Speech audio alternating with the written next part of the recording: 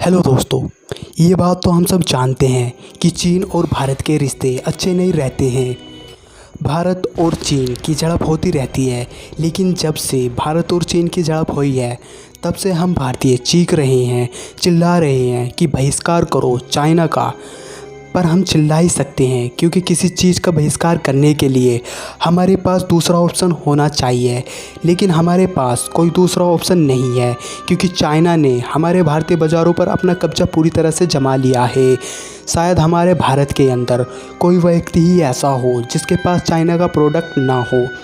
चीन इतना चालबाज है, पहले तो वह भारत के साथ अरबों का बिजनेस करता है और फिर पीछे से धीरे धीरे हमारी ज़मीनों पर कब्जा भी जमा रहा है और हमारे सैनिकों को भी शहीद कर रहा है। इसमें गलती हमारी है।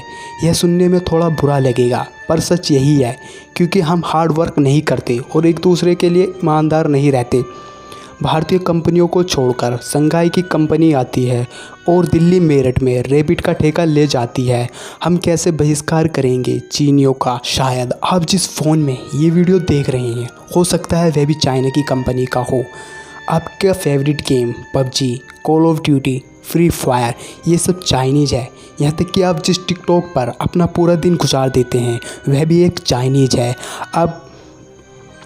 आप इनका बहिष्कार क्यों नहीं करते? अपने फ़ोन से पबजी डिलीट क्यों नहीं करते? इसकी असली वजह यह है कि चाइना के इन प्रोडक्ट ने हमारे दिमाग पर पूरी तरह से कब्जा कर लिया है।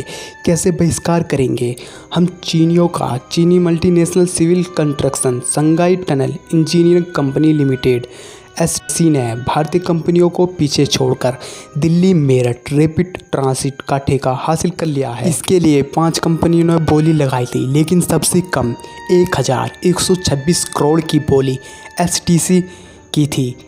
एनसीईआरटी द्वारा स्वीकृति पत्र एलओ जारी करने के बाद एसटीआईसी को 1095 दिनों में न्यू अशोकनगर और साहिबाबाद के बीच सुरंग बनाने का काम पूरा करना है। अब आप कुछ सोच कर देखिए, इतना बड़ा कंस्ट्रक्शन देश की राजधानी से मेरठ तक यह करने के लिए किसी भी भारतीय कंपनी की बोली स्वीकृत नहीं हो पाई क्योंकि उन्होंने बोली इतनी नहीं लगाई, और अगर वह नहीं लगा पाए तो हमें यह काम अपने देश के लोगों को देना था। हमारे देश में रोज़गार रखने की ज़रूरत है।